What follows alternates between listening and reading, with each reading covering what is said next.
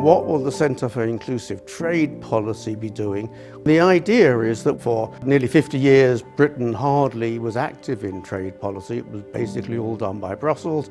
After Brexit, it's all our own. And the challenges are enormous. We need a trade policy that isn't just good for UK PLC, important though that is. We need trade policies that are good for consumers, that are good for the environment, and are good for the whole of the UK, in other words, the regions and nations of the UK. And what we need in order to be able to do that is good information. It can be difficult for policymakers to think about how they can support business to export more, or to look at opportunities from importing from different markets, because we just don't know enough about what goes on at the moment, particularly on a kind of sub-UK basis. So some of the challenges that the Centre is seeking to address around data will be helpful in ensuring that policymakers are better informed to make those choices.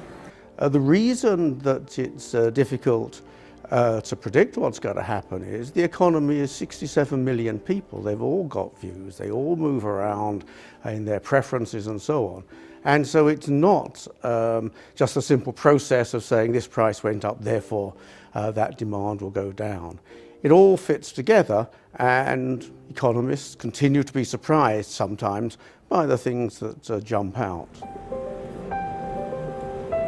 I'm hoping that the relationship between EY and the Professional and Business Services Council and the Centre will actually be one of mutual benefit. We genuinely want to be moving the dialogue on inclusive trade policy because it's the right thing to do, it's important. But I also hope we'll get a better understanding of the trade policy around the services agenda in particular, so that we have better data to formulate our own thinking going forward.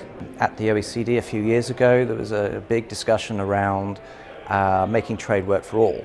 And I think as we see with the number of shocks that we've experienced in recent years, they are having impacts in ways that a few years ago we didn't quite foresee. So understanding how those shocks feed through and the role of trade in both supporting people through that and creating the opportunities becomes increasingly important. So working with partners like the new centre is going to be absolutely critical. We can't do it all ourselves, we have to draw on experts in other areas. So working together will help us answer a lot of those questions. Well, lots of places don't call it trade deals, lots of call them comprehensive partnership agreements and things like this, because they are more than just what you physically trade and widgets. It's about services, it's about basic standards, it's about environmental and labour standards, it's about making sure that everyone is being lifted up, it's about making sure that everyone can access these things. It's not just for the big businesses, but it's for all. And so it is a comprehensive deal that binds your country in a set of directions for potentially a generation. And if you don't get that right now, you really stymie the potential for your country to thrive later on.